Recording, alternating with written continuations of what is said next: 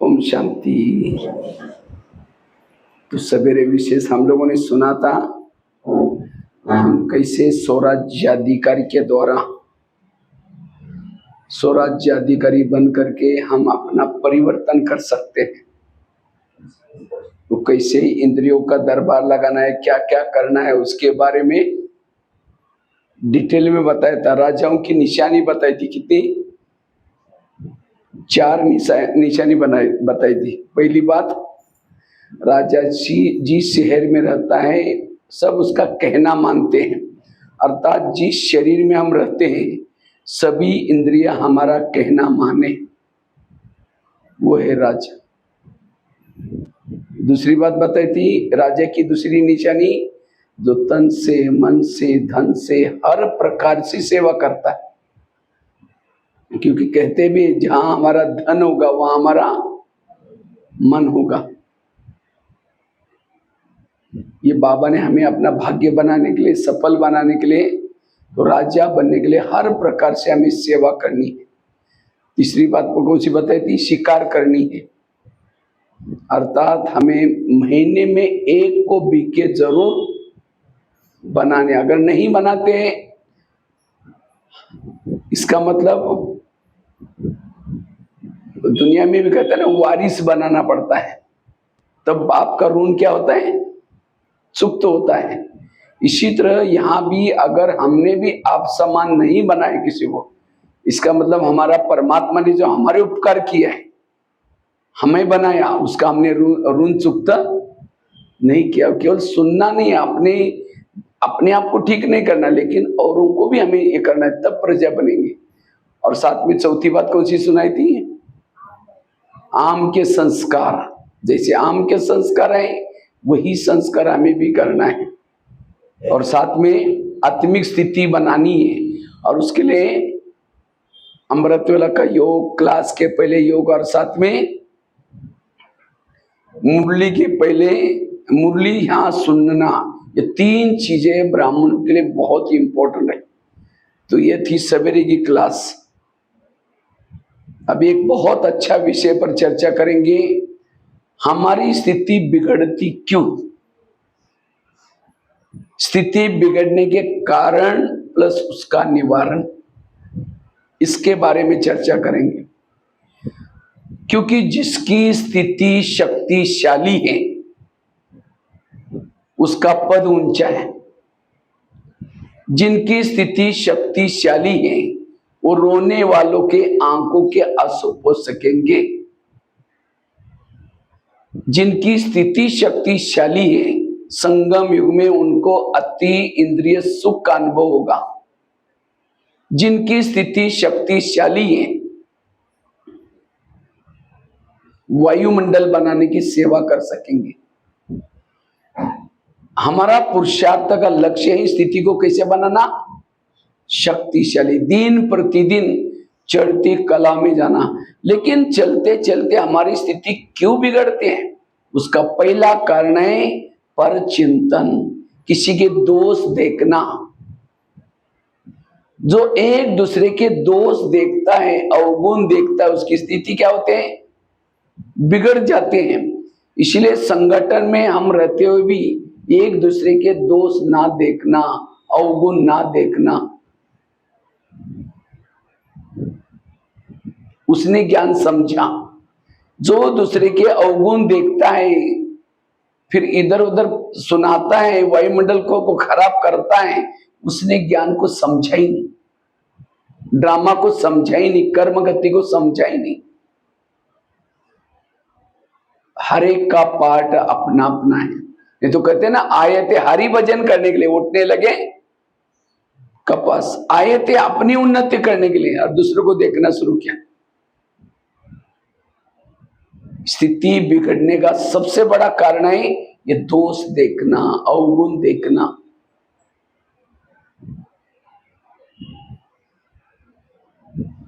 जो अवगुण देखता है उसके दिमाग में मुरली नहीं बैठेगी। शाम को पूछेंगे आज का वरदान क्या था? हाँ बहुत अच्छा था। स्लोगन क्या था? बहुत अच्छा था। अच्छा अच्छा बोलेगा लेकिन दिमाग से निकल जाएगा। क्यों? दोष देखने के अवगुण है। जो दोष देखता है, अवगुण देखता है, उसके दिमाग में सरस्वती नहीं बैठेगी। सरस्वती कहां बैठी है? लोग जो स्कूल में चित्र बनाया स्कूल कॉलेज में, हंस के ऊपर बैठती थी हंस के ऊपर। पानी में हंस तर रहे, सरस्वती माँ को बिठाओ। अगर आप में से भी कोई सबसे छोटी बच्ची को बिठाओ, वो बच्ची भी डूब जाएगी और हंस भी डूब जाएगा। सरस्वती माँ तो कितनी बड़ी है। ये चित्र करता है, ज्ञान उसके दिमाग में बैठता है जो हंस है, अंदर बाहर सोचे है। सामने कोई नहीं है, पीछे से बुराई करेंगे, फलाने ऐसी, ये ऐसे, अचानक आई क्या बोलेंगे? ओम शांति। अभी हम आपको याद कर रहे थे, मुख में राम बगल में छुरी। इसलिए दोष देखने की हमारे आदतें ना हो।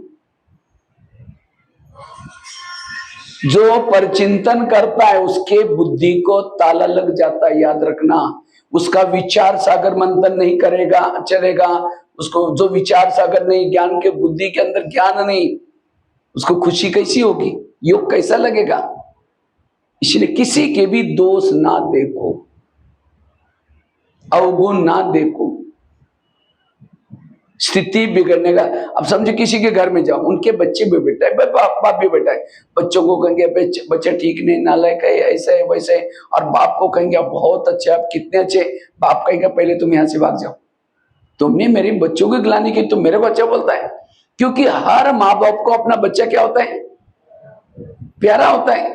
तो सारा दिन कहेंगे वो बहन ऐसे हो, भाई ऐसा हो, वो ऐसे, फलानी ऐसे, सारा दिन परचिंतन करेंगे और शाम को योग में बैठेंगे, कहेंगे मीठे बाबा, प्यारे बाबा, आप शांति के सागर, दया के सागर। बाबा कहेगा तुम पहले यहां से भाग जाओ, तुमने मेरे बच्चों की गिलानी की, जिसको मैं कहता मीठे बच्चे, और उसके तुम गिलानी करते, इसको कोई ये नहीं। इसलिए भगवान से प्यार करने से पूर्व भगवानी रची हुई दुनिया का हर इंसान मुझे प्रिय चाहिए। इसलिए पर कभी कभी मुरली में भी मुझे लगता है ये बातें आती हैं, एक दो लाइन में टूट के आते हैं, बच्चे झगमी झगमी नहीं करो, बच्चे पर चिंतन नहीं करो। ये बाबा क्यों सुनाता है? क्योंकि इसी से हमारा योग से, उन्नति से कनेक्शन है। फिर भी हम क्या करते हैं, वो ऐसा है, ये ऐसा है। अगर किसी के दोष देखते हैं, वो दोष उसके अंदर नहीं, दोष आपके अंदर है। जो आपके अंदर है वही बाहर दिखता है, याद रखना। खराब वो नहीं, खराब खुद है। सवेरे बता ना, अपनी खिड़की को साफ करो। जब आपकी खिड़की साफ है, आप सवेरे अमृतवेला अच्छा किए, योग अच्छा किए, मुरली अच्छी सुनी, सब अच्छे दिखाई पड़ेंगे। अगर कोई गलत दिखता भी है, वो गलत नहीं, मैं आज मेरा ज्ञान योग ठीक नहीं है। इसलिए पर चिंतन से बचना। करुणा काल में करुणा लेके जाने वाला था, लेकिन बाबा ने इस करुणा को ये किया कि कुछ दिन इसको ठहरो, अभी तो भाग्य नहीं बनाया, थोड़ा कुछ जाने के बाद फिर लेके जाना। तो बाबा ने जिंदा किसी लिए रखा है? पर चिंतन करने के लिए, अवगुण देखने के लिए। वो भी बाबा रिजल्ट बताएगा, मैंने तुमको जिंदा रखा था, फिर भी तुमने दोष देखा, पर चिंतन किया।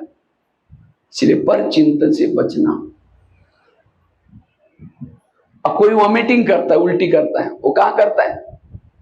उल्टी कहां करता है? वॉश बेसिन में। और उल्टी करता है तो हम उसको नाक बंद करके, हमको देखने का भी दिल नहीं होता उस समय, कहते उधर जा उधर जा, नहीं तो वो देख करके हमको भी उल्टी आते हैं। पर चिंतन भी क्या है? वॉमिटिंग है, उल्टी है। अब उल्टी क्यों करते? कोई चटपटी खाया, तला हुआ खाया, सड़ा हुआ खाया, पेट में डाइजेस्ट नहीं हुआ, वो क्या करता है? फिर वॉमिटिंग करके निकालता है, नहीं तो नींद ही नहीं आई।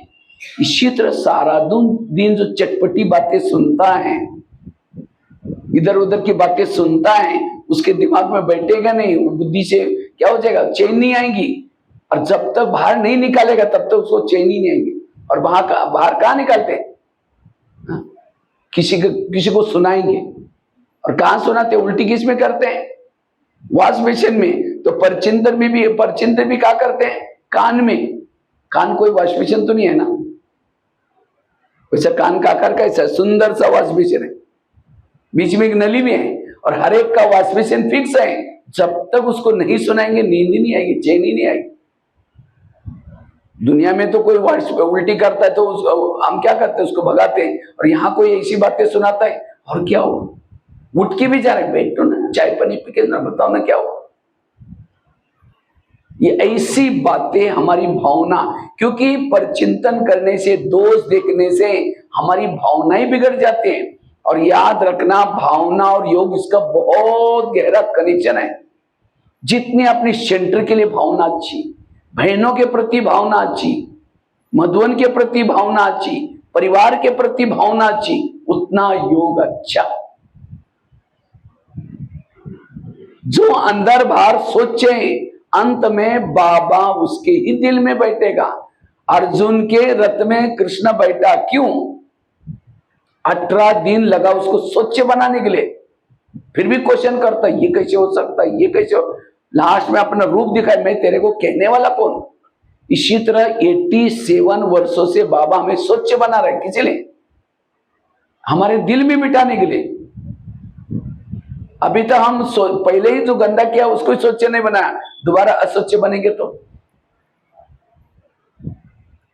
जिसे गीता के 3 महाभारत, गीता और 3 एपिसोड होते हैं। एक होता है भागवत, दूसरा होता है गीता, और तीसरा होता है महाभारत। भागवत में क्या होता है, कृष्ण गोपिकों को कोई ज्ञान नहीं सुनाता, क्या करता है, स्नेह और प्यार देता है, उसको कहते हैं भागवत। और जब भागवत में कृष्ण बड़ा होता है, गोपिका को भी नष्ट वहां बनकर छोड़ के चला जाता है, कहां? कुरुक्षेत्र में जाता है। और कृष्ण को, अर्जुन को क्या सुनाता है? गहरी गीता की ज्ञान की बातें। और जब 18 दिन के बाद वो तैयार होता है, उसके बाद क्या चालू हो जाता है? महाभारत। ये संगम युग का यादगार है। ब्रह्मा कुमारी में जब बाबा था, ब्रह्मा बाबा थे, तब भागवत शिव बाबा करवा रहा था हमारे पास, तो हम तो उसमें थे ही नहीं। दादियों को कितना स्नेह प्यार दिया। उसके बाद बाबा अव्यक्त हो गए, दादी प्रकाशमणि को निमित्त बनाया, और जगह जगह पर सेंटर खोल करके गीता की गहरी ज्ञान की बातें सुनाई। वो भी लगभग पूरा हुआ है। अब क्या चालू होने वाला है? महाभारत। और महाभारत में हमारा दिल कैसा चाहिए? सोचे, जब दिल स्वच्छ होगा तब दिल में बाबा बैठेगा। इसलिए अब हमें यह समय नहीं है किसी को देखने का, किसी की बातें सुन करके अपने दिल को खराब करने का। इसलिए पर चिंतन से बचना। पर चिंतन करने वाला आत्मचिंतन, परमात्मा चिंतन नहीं कर सकता, शांति का सुख का अनुभव नहीं कर सकता। एक शिष्य था, गुरु जी के पास जाता है, भगवान के पास जाता है, कहता है भगवान मैं जीवन में बहुत आगे बढ़ना चाहता हूं, मैं अपनी उन्नति करना चाहता हूं। भगवान ने कहा ठीक है, मैं तुम्हें वरदान देता हूं, साथ में 2 थैले देता हूं। भगवान ने कहा एक थैले को तुम पीठ के पीछे रखना, और दूसरा थैला क्या करना, आगे रखना।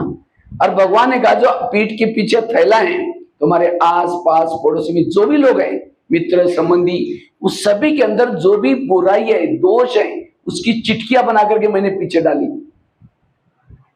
उसको कहां रखना, पीछे।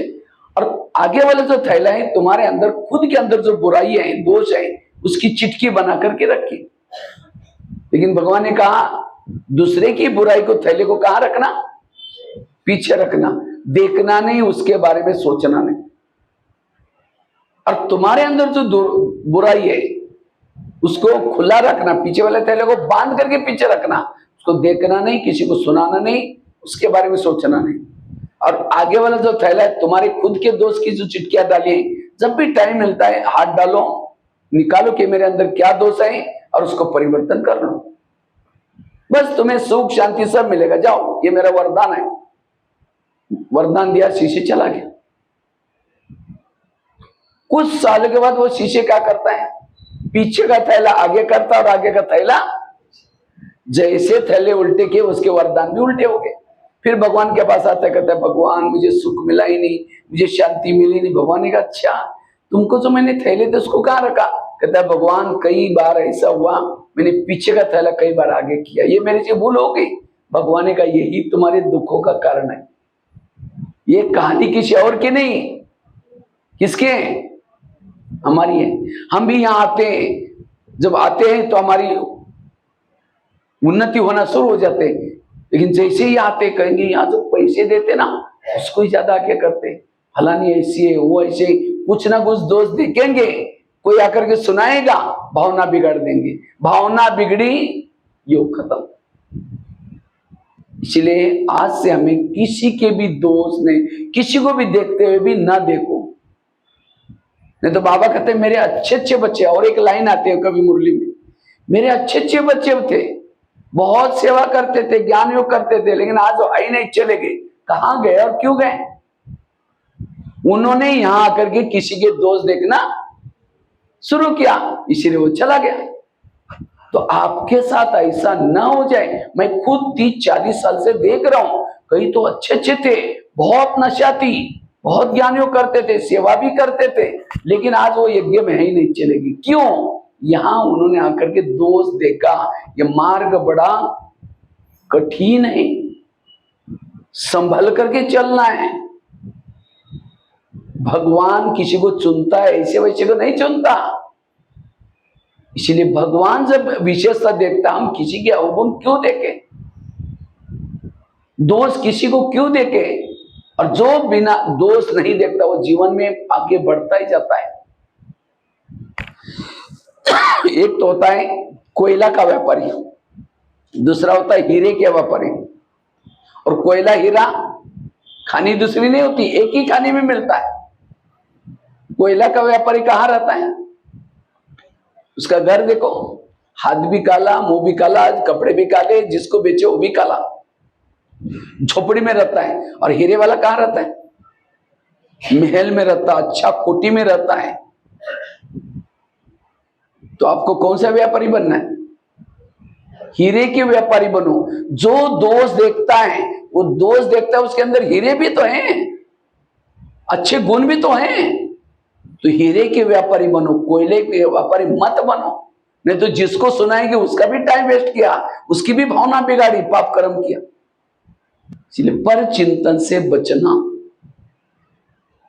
वैसे तो भाई लोग भी करते हैं, लेकिन माताएं भी ज्यादा, थोड़ा माताएं करते हैं ज्यादा। पर माताएं जो पर चिंतन कभी नहीं करते, वो हाथ खड़ा करो, मुश्किल ही, फिर भी एक हिम्मत कर रहे, बाकी सभी, क्योंकि माताओं में सहन शक्ति थोड़ी ज्यादा होते, कम होते। माताएं सहन तो करती हैं, पति ने कुछ बोला, सास ने को बोला, थप्पड़ थोड़ी मारेगी, हाँ, चुप तो बैठेगी, सहन तो किया। जैसा पति खेती में चला गया, पड़ोसनी के पास जाकर के बैठेगी, पानी भरने भाने या माचीज लेने भाने बैठ जाएगी, कहेगी खाना खाया, अरे करेगी क्या खाओ, मेरे पति ने आज घमासान किया, वो कहेगी मेरा भी कोई कमाई क्या। वो अपने पति की सुना रहे, अपने पति की सुना रहे, उसको कहते हैं पर चिंतन। वो जाते जाते कहेगी मैं कभी कभी उसको धमकाती हूं, तुम भी कम नहीं करना, न तो सिर पर बैठेगा। बस ये सुन के आई तो सारा दिन लगता अभी शाम को आएगा धमकाऊंगी, शाम को आएगा धमकाऊंगी। जब शाम को आता है पानी मांगता है, कैसे देंगे, ले तेरे को हाथ नहीं। यह है पर चिंतन करने से घाटा। इसलिए पर चिंतन से बचना। सहन शक्ति की देवी बनो।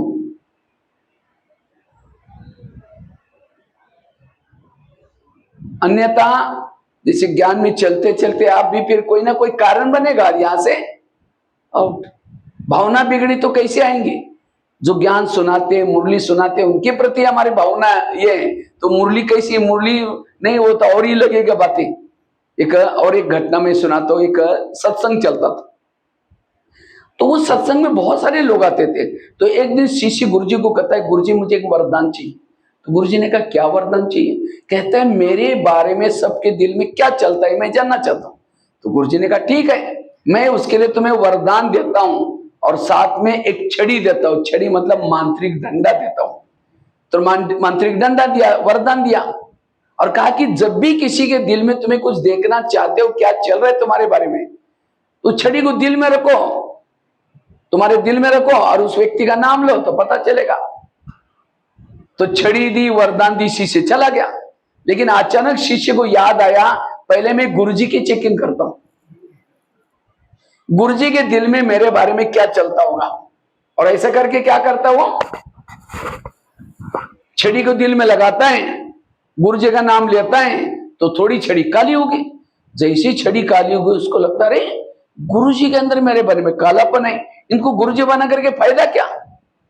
आश्रम में आना बंद हो गया, 1 दिन हो गया, 2 दिन हो गया, महीना हुआ, तो गुरु जी को लगता है इतना अच्छा शिष्य, सबसे पहले बैठने वाला, इसको क्या हुआ। तो गुरुजी उसके घर में गया, क्या जी आजकल आप आश्रम में नहीं आते?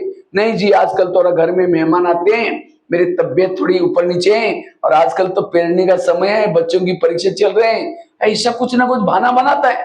तो गुरुजी ने कहा 6 साल से आते थे, आंधी आए तूफान आए कुछ भी हो जाए सबसे पहले आते थे बैठ। नहीं जी गुरुजी नहीं नहीं जरूर कुछ बात है। कहा कि गुरुजी आपके अंदर मेरे बारे में कालापन है, जो छड़ी दिया ना वैसे देख लिया।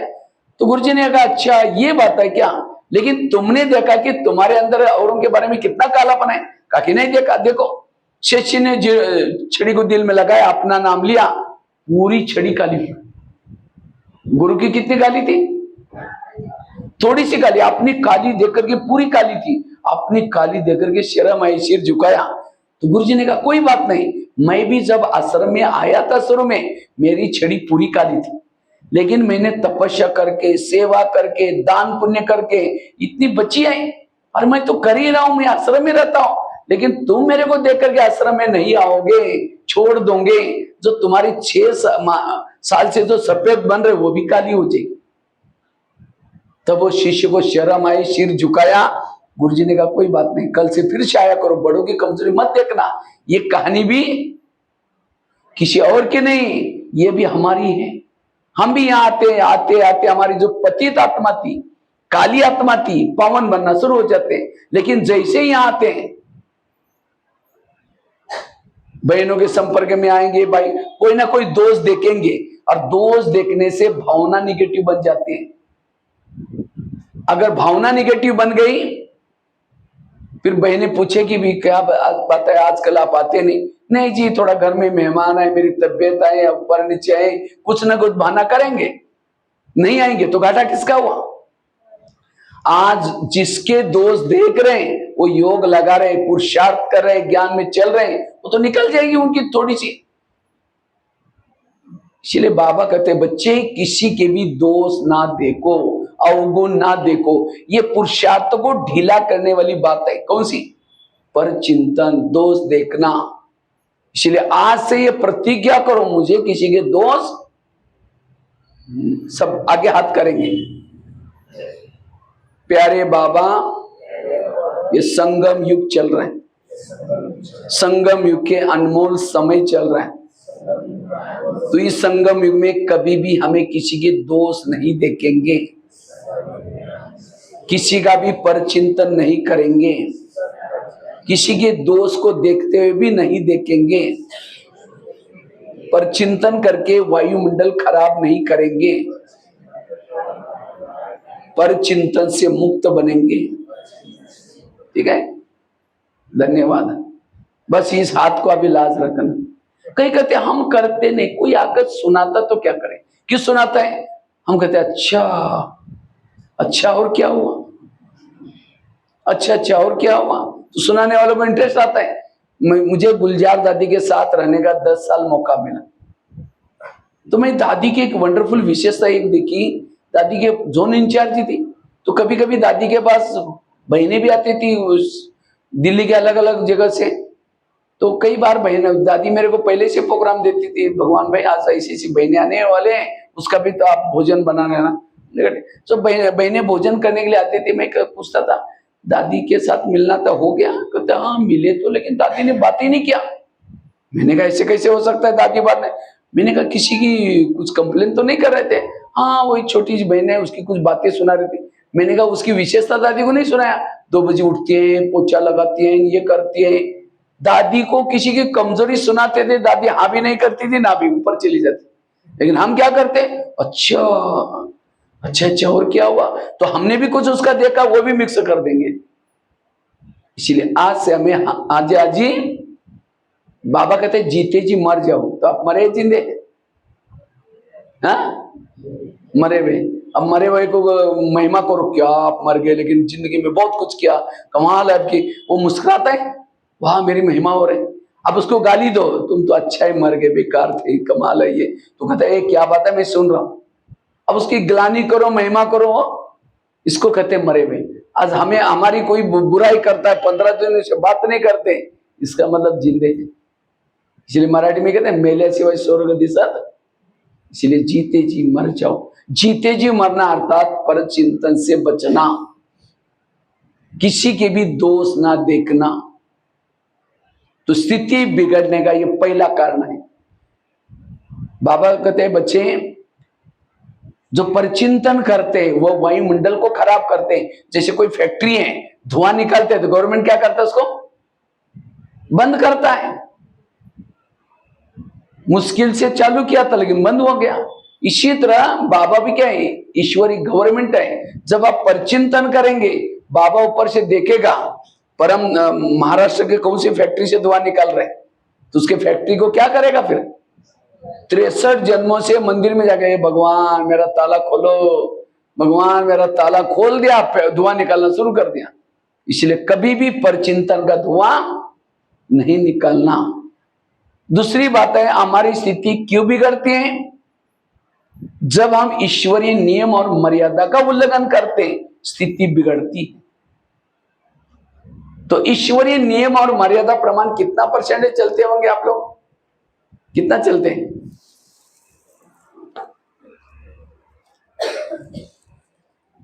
कितना चलते हैं बताओ, नांदेड़ वाले? हाँ, हर एक अलग अलग है, बताओ कितना चलते होंगे, आप अपना खुद पर्सनल बताओ, ईश्वरीय नियम प्रमाण कितना चलते हैं? सबको पता है ना, नियम तो पता है ना, अमृतवेला उठना, रोज की मुरली सुनना, बैज पहनना, बाहर का भोजन नहीं खाना, ये सारे नियम जो बाबा ने बताए, उस प्रमाण आप पर्सनली कितना परसेंटेज चलते हैं? 2-4 बताओ तो फिर सबकी परीक्षा पता चलेगा क्लास वाले। 90, अच्छा, और बताओ माताएं कितना चलते हैं? ये पता ही नहीं है, चल तो रहे। बच्चों को भी पता चलता है कि मैं स्टडी करता हूं, उस अनुसार इस साल इतना % मार्क लूंगा। तो आप भी कितना परसेंटेज बाबा के इसमें चलते हैं बताओ, 2-3 कितना पीछे माता है?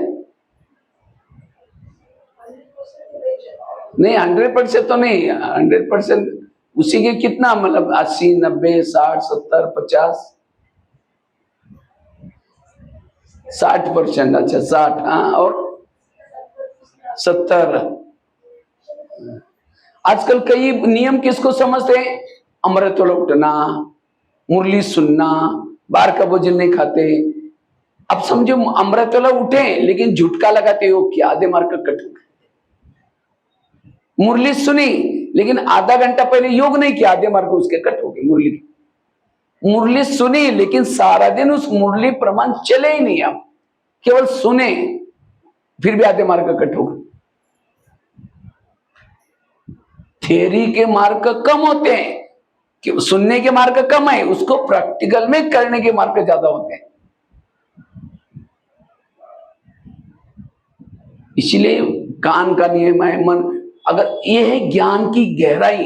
जैसे किसी ने लिख दिया मैं शांति सागर की संतान हूं, ये शब्द लिख दिया, लेकिन हिंदी वाला को उसका मात्रा, शांति की मात्रा पीछे वाली मार दी, मराठी वाली मार दी, और हिंदी वाला पढ़ेगा तो क्या कहेगा, ये गलत है। कैसा गलत है, शांति की मात्रा आगे से आनी चाहिए, तो उसके आधे मार्क कट हो गए। तो इसी तरह आपने अमृतवेला उठने का कर्म तो किया, लेकिन विधि पूर्वक नहीं किया, मार्क कट गए। मुरली सुनी लेकिन विधि पूर्वक, हर कर्म विधि से करना, यह है श्रीमत। और जो ये श्रीमत के अंदर रहता है उसकी स्थिति शक्तिशाली है। सीता कमजोर क्यों बनी, उसने क्या किया, रेखा का उल्लंघन किया। ये साधु है, अगर इनको भिक्षा नहीं देंगे तो नाराज हो जाएगा, श्राप देगा। ये श्रीमत में क्या मिलाया, मन मत। इसी तरह हम भी क्या करते हैं, अरे 5 साल के बाद इनके घर में आए हैं, अगर इनका कुछ नहीं खाएंगे तो क्या हो जाएगा, ये नाराज हो जाएगा, बात नहीं करेंगे। हाँ, उसको तो राजी करने के चक्कर में भगवान को क्या किया, भगवान नाराज नहीं होता लेकिन आपका भाग्य नाराज हो जाता है। इसलिए हमें कोई ऐसा कर्म नहीं करना जो मेरा भाग्य रुक जाए। इसलिए श्रीमत के अंदर रहना है। जो श्रीमत के अंदर है वो है शक्तिशाली। बाबा कहते हैं माया मेरी बेटी है और तुम मेरे कौन हो, बच्चे हो। तो माया और हमारा रिश्ता क्या है, भाई बहन। कोई भी बहन भाई को कभी थप्पड़ मारते, कब मारते हैं, जब वो बाप का कहना नहीं मानता तो बहन थप्पड़ मारते, कहते भैया ज्यादा होशियारी कर रहे हैं, पिताजी को नहीं मान रहे। इसी तरह माया बहन भी हमको कब थप्पड़ मारते हैं, जब बाप का कहना नहीं मानते, श्रीमत का उल्लंघन करते, तो माया बहन थप्पड़ मारते। आज तक आपके जीवन में विघ्न आए, समस्या आई, उन दिनों को याद करो, आपने जरूर कुछ ईश्वरीय नियमों का उल्लंघन किया। इसलिए ईश्वरीय नियमों के अंदर रहने की जरूरत है। और नियमों का उल्लंघन करते क्यों है, क्यों करते हैं, लोक ला जाते हैं। यहां फिर भी लोक ला जाए कम है महाराष्ट्र में। मैं तो राजस्थान में रहता हूं, राजस्थान के आसपास में जब क्लास में जाता हूं, माताएं घूंघट लेकर के बैठेगी क्लास में, दृष्टि लेना है, घूंघट थोड़ा खोल करके ऐसे ऐसे करके देखे। अभी कुछ साल पहले मधुबन में टेलीफोन एक्सचेंज में कुछ माताएं फोन करने के लिए आई थी, राजस्थानी, बाबा मिलन में आई थी। तो मैं भी ऐसा कुछ खड़ा था, तो एक माता जी जैसा फोन लगा फटाफट घूंघट लेकर के उसमें से बात कर रही थी।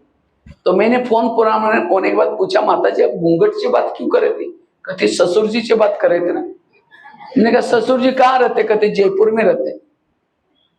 500 किलोमीटर ससुर जी, हमने कहा देखा तो नहीं वहां से आपने, लेकिन मुझे बहुत अच्छा लगा, ससुर जी के लिए उसका रिस्पेक्ट है। ये रिस्पेक्ट के लिए घूंघट लेते हैं, बड़ों के लिए रिस्पेक्ट, लेकिन ससुर जी का ससुर जी कौन है, बाबा है, उसके लिए इतना रिगार्ड आता है। अगर अमृत वाला नहीं उठेंगे ससुर जी क्या बोलेंगे, मुरली के नहीं जाएंगे ससुर जी। इसलिए एक बाबा की लोक लाज करो, बाकी किसी की करने की कोई जरूरत नहीं। इसलिए ईश्वरीय नियम और मर्यादा के अंदर जितना रहेंगे हमारी स्थिति शक्तिशाली बनेगी। स्थिति बिगड़ने का कारण ही नियमों का उल्लंघन करना। और आजकल तो माया ने ऐसे साधन बनाया, बाबा ने तो कहा था बच्चे नावल नहीं पढ़ो, फिल्म ना देखो, ये ना करो, तो माया कहते अच्छा बाबा ने तो बड़े नियम बनाए, कोई बात नहीं, तुम्हारी जेब में आती हो, थिएटर में नहीं आते ना, कोई बात नहीं। अब मोबाइल ऐसा बनाया, उसको पकड़ो काटता है, नहीं पकड़ो समाज से दूर रह जाएंगे फिर। अब बैंक भी उसमें, मुरली भी उसमें, बाजार भी उसमें, सारा घड़ी भी उसमें, सब कुछ इसमें है आजकल। थोड़ा भी उसका कुछ नियम तोड़ दिया, तुरंत माया क्या करेगी, आपको चक्करों में फंसा देगी। इसलिए इसे सावधान रहना है। इसलिए ईश्वरीय नियम मर्यादा के अंदर, जितना ईश्वरीय नियम और मर्यादा के अंदर रहेंगे, एक होता है ईश्वरीय नियम, दूसरा होता है मर्यादाएं, तीसरा होता है मैनर्स। ये तीनों भी हमें धारण करेंगे तब हमारा लाइफ जीवन अलौकिक दिखाई पड़ेगा। तो मैनर्स क्या है, रास्ते में चल रहे ऐसी चप्पल पहनी है तो चटक पटक आवाज आ रहा है, सबका ध्यान जा रहा है, अरे ये क्या, कौन सी ट्रेन जा रहा है। चाय पी रहे, इतना जोर से खींच करके पी रहे, बाजू वालों को भी आवाज आ रहा है, ये मैनर्स नहीं है। हम देवता बनने के, समझो क्लास में आए, लेट आए, सीधा वहां से आकर के सीधा आकर के कोने में बैठ गए, सभी मुरली में मस्त हैं, सबका ध्यान गया। ये हमारा मैनर्स। हम लेट आए तो पीछे आकर के बैठना ताकि किसी को डिस्टरबेंस ना हो। ये बहुत, क्योंकि हम देवता बनने के लिए जा रहे हैं, मेरे कारण किसी को डिस्टर्बेंस ना हो, किसी के संकल्प ना चले। हमारा पहरावा, हमारा हर चीज ऐसा होना चाहिए जो मैनर्स वाला। इसलिए मैनर्स और मर्यादा, समझो कोई बैच बन करके भाई और बहन आपस में जा रहे, रास्ते में जोर जोर से हंसते हुए जा रहे, लोगों का ध्यान रहेगी ओम शांति में, ये क्या करते हैं लोग, इनका तो आपस में कुछ है। लोगों के संकल्प, ये मर्यादा नहीं। मर्यादा मतलब हम बिल्कुल ऐसे जाए बैज पहन करके होटल में जाकर के बैठे, तो इसलिए ये है मर्यादाएं और नियम। अमृत वेला का नियम, पवित्रता की धारणा, ये ईश्वरीय नियम है, ऑर्डिनेंस है। रोज की मुरली सुनना ये नियम है। भोजन की शुद्धता नियम है। ये नियमों, ये तीन चीजें अगर मैनर्स, मर्यादा और ईश्वरीय नियम, तीनों को जो पालन करेंगे, आपका जीवन में अलौकिक, और आप लौकिक के जैसे नहीं दिखाई पड़ेंगे, अलौकिकता नजर आएंगे आपके अंदर। इसलिए तीन बातों की कमी,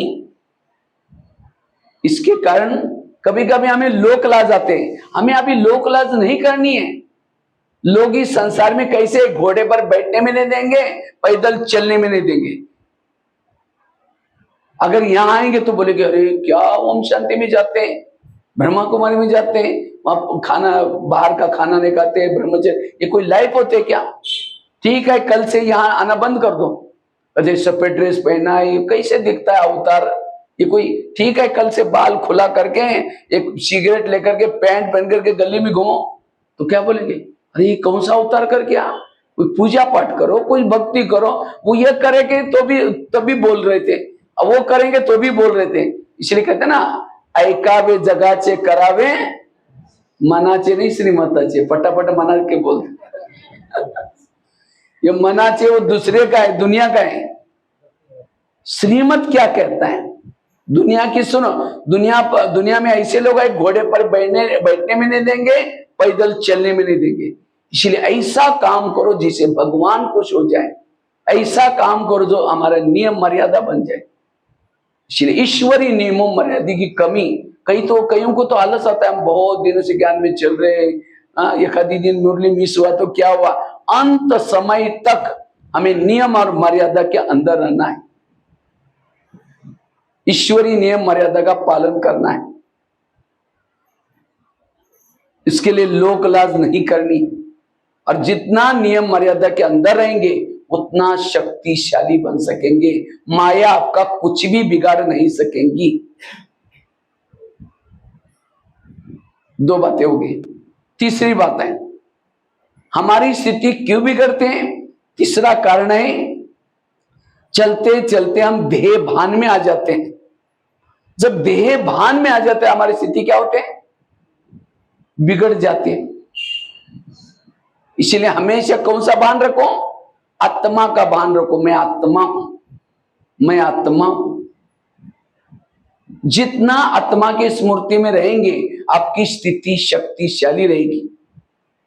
क्योंकि देहभान विकारों का सरदार है, मुख्य है। देहभान आया, काम क्रोध सारे, सबसे बड़ा विकार कौन सा है?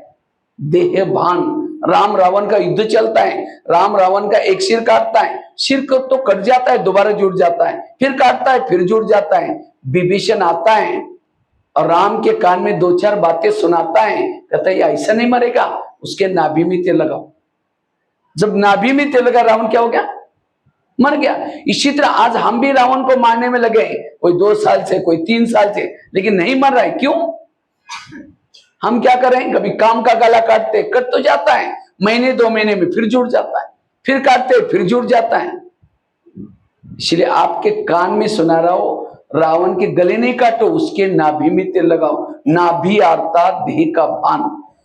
रोज की मुरली में बाबा कहते बच्चे आत्मा समझो, बच्चे आत्माभिमानी बनो। ये क्यों कहता है? क्योंकि आत्माभिमानी बनने से ही आपकी स्थिति पावरफुल बनेगी। जैसे कोई भी घर में भूत रहता है, भूत कब रहता है? वहां लाइट नहीं जलाएंगे, कोई रहने वाला है ही नहीं, तो क्या रहेगा? एक भूत आएगा, दूसरा आएगा, तीसरा आएगा, पूरा बंगला भूत बंगला बन जाएगा। इसी तरह जिस शरीर में आत्मा का भान कम हो जाता है, लाइट कम हो जाते हैं, काम का भूत, क्रोध का भूत, पूरा भूत आकर के पूरा बंगला भूत बंगला बन जाता है। अभी पहले जमाने में गांव में, शहरों में भूत रहते थे, बहुत नाम ज्यादा था, लेकिन आजकल भूतों का नाम नहीं, कम सुनते। क्यों? सभी तरफ लाइट हो गई। इसी तरह शरीर में जितनी आत्मा की लाइट जला कर रखेंगे ये भूत भागेंगे। अगर मेरा संस्कार नहीं बदल रहा है इसका मतलब मेरी आत्मिक स्थिति कम है। आत्मिक स्थिति से कोई भी कड़े संस्कार बदलेंगे, कोई भी भाव स्वभाव बदल सकता है। इसलिए ये मेहनत करो। कोई भी बिल्डिंग बनाते हैं तो फाउंडेशन कैसा होता है? मजबूत। जितना खर्चा ऊपर उतना खर्चा। अब जिसने फाउंडेशन में कंजूसी की, बिल्डिंग फटाफट बनाई, आंधी तूफान आएगी गिर जाएगी। इसी तरह जो ज्ञान में चल करके जिन्होंने आत्मा अभिमानी का फाउंडेशन पक्का किया नहीं, उसके पुरुषार्थ में जब चलते चलते विकारों का आंधी तूफान आएगा वो फेल हो जाता है। जैसे मैंने बताया ना सवेरे, या दिखाया मैंने अपने आत्मा यहां लिख करके रखा है, मैं आत्मा हूं। इसका बहुत बहुत मेहनत की और इसलिए आज वहां तक पहुंची। आत्म अभिमान। आज कई कहते मुझे सहन ही नहीं होता, कई कहते मेरा योग ही नहीं लगता, कई कहते इसके साथ मेरी बनती नहीं। इन सब का कारण है देहभान। सहन करने का पुरुषार्थ नहीं करो। पुरुषार्थ किसका करो? आत्म अभिमानी बनने का। बीज बोया ही नहीं, पानी डाला ही नहीं, वृक्ष आएगा नहीं, फल भी नहीं लगेगी। इसी तरह जिन्होंने आत्म अभिमानी का बीज बोया ही नहीं, स्मृति का पानी दिया ही नहीं, उसके जीवन रूपी वृक्ष में सहन शक्ति, धैर्यता, सत्यता, गुण रूपी फल कैसे लगेंगे? इसलिए गुणों का आधार है आत्म अभिमानी स्थिति। इसलिए ये अभी भी मैं अंत समय 1 सेकंड के पेपर आने वाले हैं और उस सेकंड के पेपर में पास होने के लिए कौन सी स्थिति चाहिए? आत्मिक स्थिति चाहिए। टोटल ब्रह्मा कुमारी का ज्ञान का सारा है आत्माभिमानी बनना। ये बाबा ने 4 सब्जेक्ट रखे। कौन से? ज्ञान, योग, धारणा और कई कहते हम रोज मुरली सुनते। अगर आप मुरली सुनते हैं आपका भान क्या चाहिए? आत्मा का भान चाहिए। अगर मेरा आत्मा का भान नहीं है, वो मुरली सुनने तक है, उसको धारणा में नहीं है। जिसके पास ज्ञान के अथाह पॉइंट है वो पॉइंट स्वरूप में टिक सकता है। अगर मेरी आत्मिक स्थिति नहीं है, ज्ञान का सब्जेक्ट कच्चा है। कई कहते हम रोज योग लगाते। अगर आप योग लगाते तो भान क्या चाहिए? आत्मा का। अगर नहीं है, योग में शरीर बैठता है, मन बुद्धि नहीं बैठती। आपका योग कहीं और लग रहा है, बाबा से नहीं लग रहा है। योग को ठीक करो, आत्मिक स्थिति बनेगी। आज कई कहते हैं हम धारणा का सब्जेक्ट हमारा बहुत अच्छा है, हम बाहर का भोजन नहीं खाते, शुद्ध भोजन खाते हैं। अगर आपकी धारणा अच्छी है तो क्या कौन सी स्थिति चाहिए? आत्मिक स्थिति चाहिए। ये पवित्रता की धारणा, खान पान की धारणा अगर नहीं है, धारणा दिखावटी है। कई कहते हम जब से बीके बने सेवाएं बहुत की। अगर आपने सेवा की है तो स्थिति क्या चाहिए? आत्मिक स्थिति चाहिए। अगर नहीं है, सेवा नाम मान शान के लिए दुआएं वाली सेवा नहीं किया है। ये 4 सब्जेक्ट के द्वारा हम फाइनल में बनेंगे क्या? आत्माभिमानी बनेंगे। और जब तक आत्माभिमानी नहीं बनेंगे देवता नहीं बन सकेंगे। याद रखना। सतयुग में देवी देवता खुश क्यों हैं? उनको सोने के महल में रहते हैं इसलिए खुश नहीं है। उनकी आत्मिक स्थिति है। सतयुग में देहबान वाला कोई जाएगा, उसको रात भर में नींद नहीं आएगी। इसलिए आत्मा का पाठ पक्का करो। आत्माभिमानी वाला रात को सोया है, योग लगा रहेगा। रास्ते में चल रहा है, उसका योग लगा रहेगा। आत्माभिमानी स्थिति में रहने वालों से कोई भी विकर्म नहीं होंगे। जो विकर्म किए हैं वो विनाश होने की प्रक्रिया अंदर से चलती रहेगी। इसलिए आत्माभिमानी जो खुद को भूल जाता है खुदा भी भूल जाता है। दादी जानकी जी हर क्लास में 2 शब्द रिपीट करती थी, मैं कौन, मेरा कौन। मैं आत्मा और मेरा बाबा। इसलिए आत्मा का लेसन पक्का करना और इससे हमारी स्थिति पावरफुल शक्तिशाली बन जाएगी। एक भाई ने मुझे क्वेश्चन पूछा, अगर कोई आग के सामने बैठेगा तो क्या अनुभव होगा? गर्मी का होगा। उसके लिए कोई कमेंट्री करने की जरूरत नहीं, कितना गर्मी लग रही, कितना गरीब जाए आमिर जाए सबको अनुभव होगा। अगर कोई बर्फ के पास जाएगा तो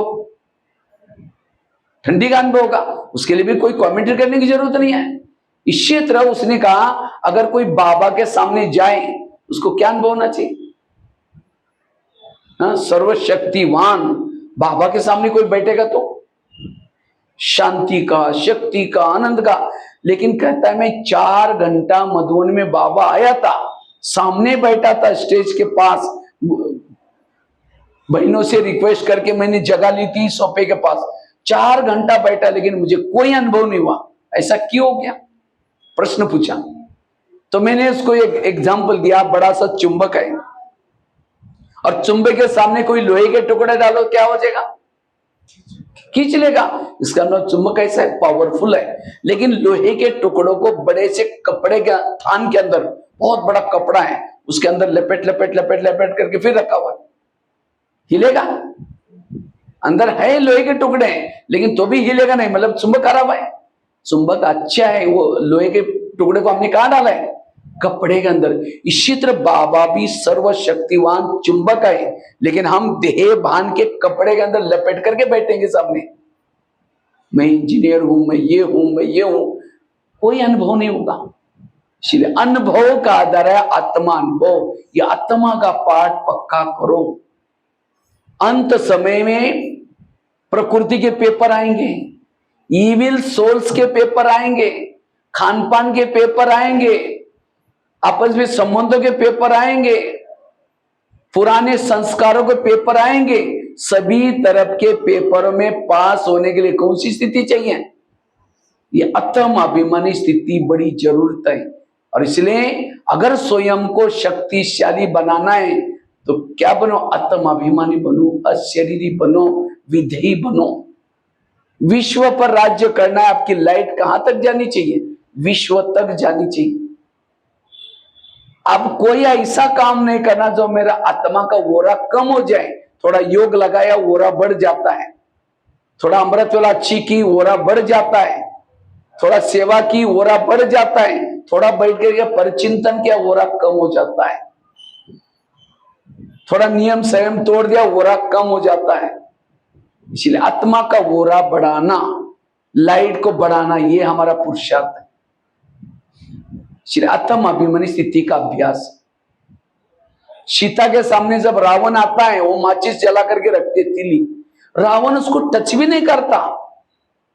इसी तरह हम रावण के राज्य में रहते हैं। अगर रावण से बचना है, पुराने संस्कारों से बचना है, अपनी तिल्ली को सदा जला कर रखो, आत्म अभिमानी बनो। यह है पुरुषार्थ। हम योग लगाते हैं, सेवा सब इसीलिए करते। बाबा परम धाम से क्यों आए हैं? आत्म अभिमानी बनाने के लिए आए। सतयुग कब आएगा? जब हम आत्म अभिमानी बनेंगे तब सतयुग आएगा। तो हम आत्म अभिमानी बने कैसे? ये तो आत्म अभिमानी का आपको फायदा पता है, लेकिन कैसे बने? उसके लिए पवित्रता की धारणा मजबूत चाहिए। क्यों? पवित्रता और आत्म अभिमानी का कनेक्शन क्या है? पहले जमाने में एक चिमनी आती थी, यहाँ क्या बोलते हैं मुझे पता नहीं, दीवा बोलते थे या चिमनी बोलते थे, या लाइट ही नहीं रहती थी उसमें। तो एक त्रिकोना सा रहता था, उसमें रॉकेल केरोसिन डालते थे, उसका ढक्कन रहता था, उसके अंदर बाती रहती थी, उसको माचिस लगा वो जलता रहता था, और पूरा घर का कारोबार उसी से करते थे। हम बचपन में देखते थे। वो चिमनी के अंदर तेल नहीं है और माचिस लगाओ, जलेगी?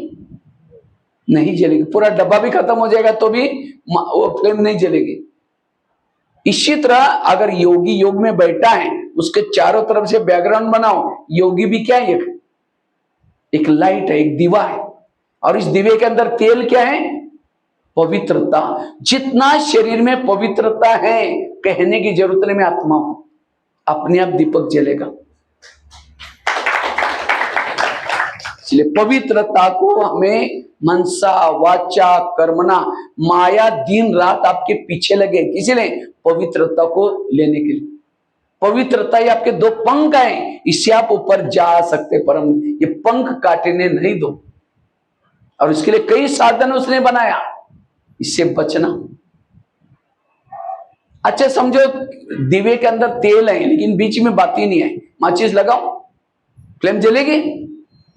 क्योंकि फ्लेम बाती का काम क्या होता है, जो तेल फैला हुआ है दिए ने उसका ऊपर लेके जाकर के फ्लेम तक पहुंचाना, ये काम किसका है? बाती का। इसी तरह हम योग में बैठते हैं, ये स्मृति है बाती।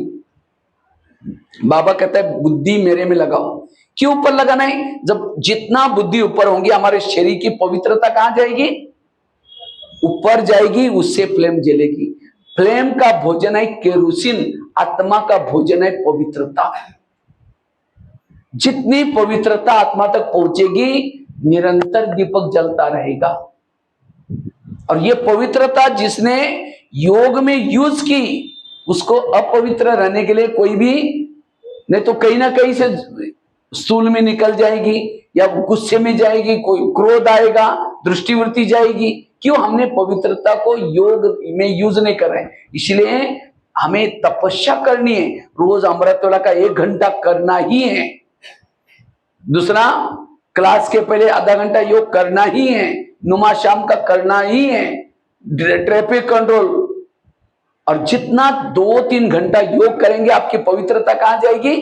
यहाँ। और इससे आपको अंग अंग शीतल बन जाएंगे क्योंकि आपने पवित्रता को यूज किया है। और जिस अंधेरे में कोई जा रहा है उसके पास दीपक है, वो डरेगा नहीं, घबराएगा नहीं। तो इसी तरह इस कलयुग अंधेरा है और उसकी इस अंधेरे में आत्मा का दीपक जिसके पास है वो कहेगा नहीं मैं रॉन्ग कर रहा हूं, अच्छा कर रहा हूं, गलत कर, उसको हर चीज एक्यूरेट करेगा। इसलिए पवित्रता की धारणा। तीसरी बात है आत्माभिमानी बनने के लिए 7 स्वरूपों का अभ्यास करो। मैं ये क्लास नहीं करा रहा हूं, लेकिन मैंने अपने जीवन में आत्माभिमानी बन करके अपने आप को शक्तिशाली कैसे बनाया, उसके लिए मैंने क्या किया था। सप्ताह के 7 दिन है, सोमवार के दिन शांत स्वरूप में रहना है, मंगलवार के दिन आनंद स्वरूप में रहना है, बुधवार के, मैंने 7 स्वरूपों को जीवन में बहुत यूज किया। ये 7 गुणों की कमी यही देह बाना है। इसके लिए कभी कभी बाबा का शब्द आता है, बच्चे सतो प्रधान। सतो प्रधान मतलब क्या? ये 7 गुणों में भरपूर बनो, सारे गुण शक्ति अपने आप आएंगी। ये 7 गुणों की कमी देहभान है। चौथी चीज है निरहंकारी बनो। जब तक निरहंकारी नहीं, निराकारी स्थिति नहीं है। आज कईयों को सेवा दी, झाड़ू पोछेगी, क्या कहेगी, भाई जी हम घर में इतना कभी झाड़ू नहीं देखा।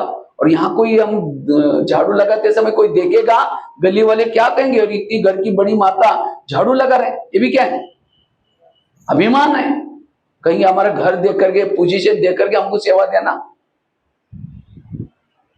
बाबा ने दादियों का देह भान निकालने के लिए गुलजार दादी को साइकिलिंग रिपेयरिंग की सेवा दी थी। निर्मल शांता ब्रह्मा बाबा की लाडली बेटी, बाबा ने जूते सिलाई करने की सेवा दी थी। सबके जूते सिलाई करो। एक दिन कहते बाबा मैं जूते कैसी सिलाई करूं? बाबा ने कहा एक मोची जितनी अक्ल नहीं तो विश्व की राजे कैसी लेगी। एक बार ब्रह्मा बाबा निक्कर पहने थे, निक्कर छोटी चड्डी, बनियान पहना था और कुछ लपेटा था टावल या कुछ, और गोबर लेकर के उपले लगा रहे थे। गोबर है वो, गोबर लेकर के उपले, क्योंकि पहले खाना ऐसे बनता था। ब्रह्मा बाबा खुद संस्था का संस्थापक। तो इतने में एक वीआईपी आया। वीआईपी आया, दादी ने जाकर के फटाफट बाबा को कहा, बाबा आप फटाफट हाथ पांव धुलाई करके कपड़े पहन करके आना, एक वीआईपी आपसे संस्था के संस्थापक को मिलने के लिए आए। बाबा कहते हैं बच्चे को यहाँ भेज दो। कहा कि बाबा ये अपने ऐसे कपड़े पहने वो क्या कहेगा? नहीं बच्चे को यहीं भेज दो। 3-4 बार बोला। अब बाबा बोल रहे, दादी ने भेज दिया, कोई बाबा वही बुला रहा है। जैसे बाबा को देखा, क्या देखा? विष्णु चतुर्भुज खड़ा है, चक्र घूम रहे हैं, हाथ में गदा है, पद्म है। कुछ समय के बाद क्या देखता है? एक बुजुर्ग व्यक्ति निकर पहना हुआ है, बनियान पहना हुआ है, गोबर का उपला घुमा रहा है। एक समय देखता है चक्र घूम रहे हैं। तब समझ गया कि ये बुजुर्गों की साधारण नहीं, ये विष्णु चतुर्भुज है। पूरा चरणों में पड़ा, पूरा परिवार के साथ समर्पित हो गया।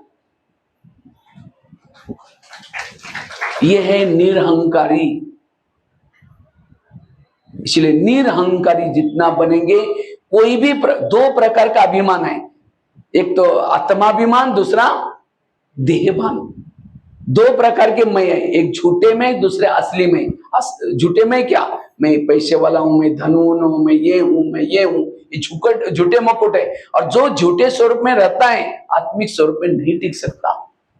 तो क्या करे मेरा आत्मिक स्वरूप ये झूठे मुकुटे ना दिखाई पड़े, उसके लिए जैसे कहा सवेरे का अमृतवाला का योग क्लास के पहले योग मुरली, ये तीन चीजें कर करके आत्मा को जो जागृत करता है, ये झूठे मैं नहीं दिखाई पड़ेंगे। इसलिए मैं आत्मिक स्वरूप में टिकना है, निरहंकारी बनना है। वास्तव में हमारे से बाबा मम्मा भी क्या कहे, मम्मा की स्मृति सुना ना, मम्मा का स्मृति दिन था, हुक्मी हुकुम चला रहे, कराने वाला बाबा करा रहे। मैंने खुद अपने जीवन से देखा, मैंने अपनी कहानी सुना है सबरे। मैं कहा था, मैं दो शब्द नहीं बोल सकता था, लेकिन आज बहनी भी मेरे को मधुबन में भेजने के मना किया, तुम तो कुछ नहीं कर। लेकिन मैंने देखा बाबा क्या करता है, किसी आत्मा का भाग्य बनाने के लिए कला भरता है, विशेषता भरता है, गुण भरता है। लेकिन जब उस कलाओं का, विशेषता का कोई मान सम्मान मिलता है, अभिमान आता है। ये विशेषता गुण कला हमारी नहीं, किसके, बाबा की है। जैसे कठपुतली को नचाते हैं, नचाने वाला दिखाई नहीं पड़ता, वो ऊपर होता है। और कठपुतलियां डांस करते हैं, अगर कठपुतली का कोई डांस देकर के कोई ताली बजाए और कठपुतली को अभिमान है, वाह मैं कितनी अच्छी डांस कर रही हूं, खींचने वाला कहेगा अच्छा तुम ही कर लेना, वो खींचेगा नहीं, ऊपर से वही लटक जाएगी। तो इसी तरह ऊपर बैठ करके कराने वाला करा रहे हैं, हम कुछ नहीं। मैंने तो अपने जीवन में एक कहानी याद रखी, उस कहानी ने मुझे निरहंकारी बनाया। नहीं तो मुझे अभिमान है, वहां मैं कितना अच्छी क्लास कराता हूँ, मधुबन में रहता हूँ, इतना सेवा करता हूँ, इतना 40 मैगजीन में लिखता हूँ। अगर अभिमान होता ना, बस में चलता, कोई अगर पूछा नहीं तो हमें को ये सब बाबा का है। हमारा बाबा ने तो मेरे ऊपर इतना उपकार किया, अपना नाम ही कितना सुंदर दिया हुआ, अपना नाम दिए। कहा घर में अनपढ़ परिवार में भगवान नाम कहां से सोचा। इसलिए तो मैंने एक कहानी याद रख रही है, एक व्यक्ति ने गधा पाला था और उसने एक नया बढ़िया सा मकान बनाया। लेकिन जब मकान पूरा हुआ, बहुत खर्चा हुआ। अब सोचते कि पुराना सामान लेके आना है तो क्या करूं, खर्चा तो इतना हुआ, अब सारा सामान शिफ्ट, ट्रक वगैरह लाओ तो बहुत पैसा लगेगा। तो सोचा चलो गधे के ऊपर रख करके थोड़ा थोड़ा शिफ्ट करते हैं। सारा सामान शिफ्ट किया, लेकिन एक मूर्ति बची थी। अब मूर्ति कैसे लेके आओ, लोग क्या कहेंगे गधे के ऊपर मूर्ति लाए। तब उसको आइडिया आई, क्या करता है, उसके ऊपर कपड़ा ढक दिया मूर्ति के ऊपर। अब अंदर क्या है किसको क्या पता चले। अब गधे पर रख करके लेके आने लगा। अब जैसा गधा चलता है, मूर्ति के ऊपर का वो कपड़ा हट गया, सिर दिखना शुरू किया। जैसे सिर दिखता है, लोग उसको नमस्ते करना शुरू किया। तो गधे को लगता है नमस्ते मुझे करना। वो गधे को नमस्ते नहीं करे थे, किसको करे थे, मूर्ति को। इसी तरह कई बार हम जब सेंटर पर जाते हैं, 2-3 दिन भट्टी करते हैं, सम्मान करते हैं, ताज पहनाते हैं, मुकुटा पहनाते हैं, कई बार मधुबन के लिए लिफाफे देते हैं। ये लिफाफे, ये पैसे कोई मेरा क्लास सुन करके नहीं दे रहा है, सम्मान कोई मेरा नहीं हो रहा है। मैं एक मधुबन निवासी हूँ, समर्पित का बैच है, बाबा का सम्मान है, मेरा है ही नहीं। अभिमान की चीज का। इसलिए निरहंकारी वालों की कोई संकल्प नहीं चलेंगे, वो आत्मिक स्वरूप में टिकता है। इसलिए आत्मिक स्वरूप के लिए निरहंकार, अगर मेरी आत्मिक स्थिति नहीं बनती, जरूर मुझे कुछ ना कुछ अभिमान है। निरहंकारी बनना, बाबा ने जाते जाते 3 शब्द बताए। तो आत्माभिमानी बनने के लिए क्या बताया, एक तो पवित्रता की धारणा, 7 स्वरूपों का अभ्यास, और क्या बताया, निरहंकारी बनना, सोमानों के अभ्यास। जितना सोमान में रहेंगे आत्माभिमानी बनेंगे, जितना विधि से योग करेंगे आत्माभिमानी बनेंगे। समझो कई योग लगाने के लिए आते हैं, आते आते रास्ते में देखा कि बहुत अच्छे सब्जी वाला जा रहे हैं, तो सोचेंगे वाह कितनी अच्छी सब्जी है, आज दोपहर को इसकी सब्जी बना लेते हैं। पहले जाकर के योग लगाएंगे, जाते समय लेके जाएंगे, यहाँ करके बैठे, लाल रहे, चल रहे, गीत बज रहे, शुरू करके मैं आत्मा हूँ, शांत स्वरूप हूँ, शक्ति स्वरूप हूँ। फिर सोचे यार झोला थैला तो लाए नहीं, सब्जी कैसे लेके जाए। फिर कह के ठीक है, उसके पास तो प्लास्टिक का झोला तो होगा ही, मैं आत्मा हूँ, शांत स्वरूप हूँ, शक्ति स्वरूप हूँ। फिर सोचे कि गैस के ऊपर जो दूध रखा था शायद उसको बंद किया या ऐसे चल रहा है, चलो कोई बुझा देगा, मैं आत्मा हूँ, शांत स्वरूप हूँ, शक्ति स्वरूप। फिर सोचे घर में तो मेहमान आने वाला था, मैंने सोचा था उसके लिए पूरन पोली बनाए, लेकिन चीनी की दाल तो ही नहीं, चलो छोड़ो कुछ और बना देगा, मैं आत्मा हूँ, शांत स्वरूप। लाल लाइट की सफेद लाइट होगी, योग कटाए। अगर ऐसा योग करेंगे तो आत्मिक स्थिति कैसी बनेगी? तो आत्मिक स्थिति के लिए योग विधि से चाहिए। भक्ति मार्ग में ये क्या, माला जप रहे राम राम राम राम, लिखना भी बिल्ली दूध नहीं, राम राम राम। इसलिए विधि से योग। आत्मिक स्थिति बनाने के लिए संकल्प कम चलाओ, संकल्प पॉजिटिव चलाओ, आत्मिक स्थिति बन जाएगी। संकल्प जितने कम, जितना पॉजिटिव, उतनी आत्मिक स्थिति। जिसके ज्यादा संकल्प चलते हैं वो आत्मिक स्थिति में नहीं रह सकता। इसलिए अपने मन के छेद को बंद करो। एक शिष्य था, गुरुजी के पास गया, कहते गुरुजी मैं बहुत भक्ति करता हूँ, दान करता हूँ, पुण्य करता हूँ, लेकिन मुझे कुछ अनुभव नहीं हो रहा है। तो गुरुजी हंसने लगे, कहते बात तो सही है, 3-4 दिन पहले मैं बगीचे में बैठा था, 5-6 युवा आए थे, उनको प्यास लगी थी। गुरुजी ने कहा वो सामने कुआं है, वहां बाल्टी है, जाकर पी के आ जाओ। तो 5-6 युवा वहां चले गए, बाल्टी को रस्से से बांधा, कुएं में छोड़ा, पानी खींचा, नहीं मिला, दोबारा बाल्टी डाली, फिर खींचा, नहीं मिला, 10 बार बाल्टी डाले, पानी नहीं मिला, छोड़ के चले गए।